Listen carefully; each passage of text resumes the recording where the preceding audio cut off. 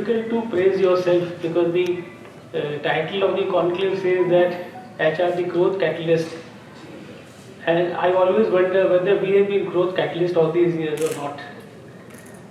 To me, HR happened as a coincidence. I was in a factory long back, 76, and I was put in the stores department, uh, in the stores department of the company, and suddenly they found that the personal department needs an assistant in the department. I was shifted to that so-called personal department in the factory, and from there the journey started. And from there on, I came close contact with people, workmen, supervisors, workers, and all that, and realized that we were the most hated person in the factory. We were the most hated person in the department in the factory. The workers would strike out, the supervisors would not believe us, the management would always ask for manpower figures, typing and all that. That was a difficult phase all through in the initial days. But as years went by, I realized that in the personal department, we are also people with some kind of a self-esteem or repute. Let us also voice ourselves and put our points through to the management or the bosses who are in the companies. And as as years passed, time passed, I did voice myself, because HR people always have the tendency of being yes men. They are always said as the yes men of the management. And HR, as an HR person, I took the courage, took on myself, because I had never had any godfather in any of the companies, and I did of my own. So HR has come all the ways, all these years. And today, if you ask me, any of you sitting here, would say that still we are struggling. Still HR as a function is struggling. We did coin these terminologies of strategic HR, management HR, business partners, fancy designations, fancy titles. But today, if you ask again, HR is still struggling. And top of it, as a growth catalyst, it is again a question mark, because HR does get the step motherly treatment in terms of marketing, technology, or production or manufacturing or something like that. The HR person is more of a crisis manager in a company, but than of a person who is respected. Anything which is not in the organization is put on the HR person's head. Recently, we had this COVID 2020 onwards, it is still continuing. And during these periods, though, HR people were valued a lot, because HR was supposed to bring back people to the office, make people have laptops, work from home, organize teams, calls and meetings, do the recruitment, because by the grace of God, the manufacturing activity was in full swing. So HR was an important department in all these years. HR did play a critical role, but then again, after the COVID is over or it is getting over, again there is a question mark. We all hear these days about the hybrid working. Hybrid working, घर से काम करें या office से काम करें. अगर इतने दिनों work has happened in the company without people being in an office, why not we reduce some people in the organization, reduce cost, kind of a thing. Again there is a question mark, but taking all these things in mind, I still feel like a strong believer that HR can still deliver. HR can still deliver, and HR people, HR fraternity as such has got the capability to take the bull by its horns. You can always do that. And because we are skilled people, we are technical people in dealing with people issues. And if you know the pulse of your people in your company, you can always deliver. Secondly, I said in the beginning that HR people will need to have the courage, need to have the courage to speak up and talk to the management in terms of what they want to do, what are the employee aspirations, what does the management wishes to do. Because unless and until you speak up, it is very difficult. There are again in HR, there are people who are very rigid. When people say HR doesn't get respect, I keep saying that. But HR people are also to an extent responsible for being very rigid, very fixated in terms of views and regulations, policies and systems. When an employee comes to them who has got a genuine problem, we always say that it is not possible, it is not within policy. We stick to rules and policies and systems and all that. Yes, it's our job, but we need to be changing, we need to be rigid. There is a lot of rigidity in HR people that needs to be shed out. We need to. HR has got a task these days. So you have this talent management, and you need to recruit people who are very talented and from good business schools and all that. So how do you retain them, and how do you craft their careers in the company? How do you give them growth? That is a challenge for HR, and more in terms of systems and policies and the digitization and technology.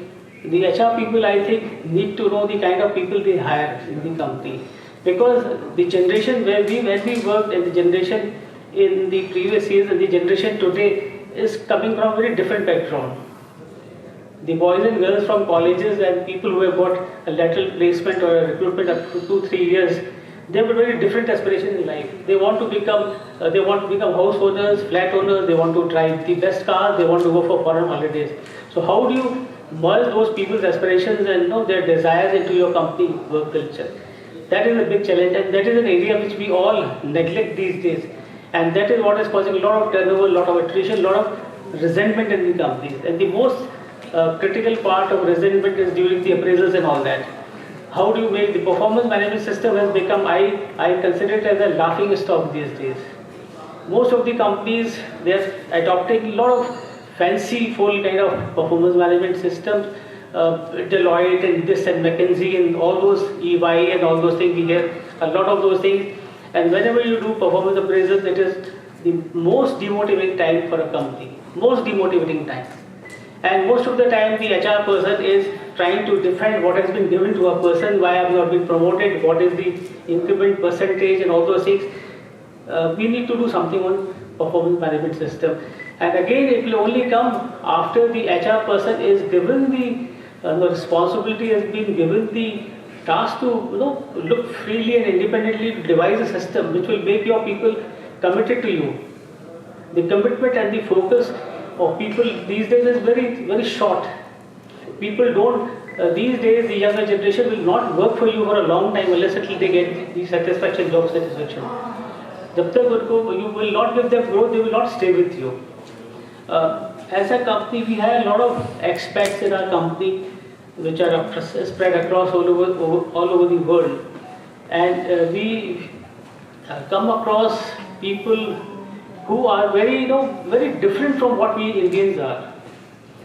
Their value system, their patience, their tolerability is so short. They do not. We are very respectful to our employers or the company. They are not, whereas they are being paid higher money. So and for them, the company has got a different policy. For Indians, there is a different policy. We need to look at those cultural issues of any organization. Culture and the value system are two critical areas where HR people will need to work. These are issues which are very closer to the employees. Value system of an organization denotes from the time you enter the reception of the office.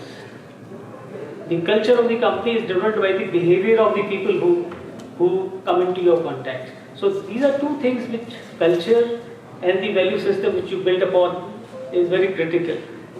Another critical area is that, as I told you, the young people or the middle-aged people or the mid-career people, they have a different mindset.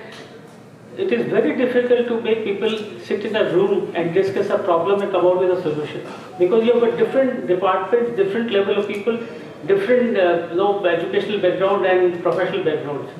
So how do you see that these mindsets of people in your organization, in your company, are aligned together with the company goals or mission, whatever you can call it? Today the problem is, whenever there is a discussion, whenever there is a meeting, most of the people, there are 10 people in the room, 12 people have got very different opinions about a subject. So that is where the HR people come into play. How do you make people understand, come to understanding? And that's where what we call today is the leadership development in your organization at all levels is very important. I feel that today, if there is a leadership crisis, if there is a leadership issue, the organization will not grow, will not develop. One leader will block everything. He will not allow people to come up. He will not train people. He will not give. No, the knowledge sharing, the knowledge pass on is not happening. That is something which is very criminal, I would say. So leadership development is something which we all need to look upon. Training and development, HRD activities, so they have all gone for a very different kind of an ambit. That needs to be more practical. That needs to be more practical. We need to develop our internal trainers if it is possible, or we can hire people from outside who know your company culture, what is the maturity level of your organization, whether your organization can sustain a TV Rao or a Uday Parikh kind of a person or Dr. Gautam kind of a person or not, or whether you can have your own internal training is more convincing. So the maturity of any organization in terms of HR interface is a critical area that needs to be done. I think I have done with my time. Thank you so much. Thank you for your patience. Thank you so much.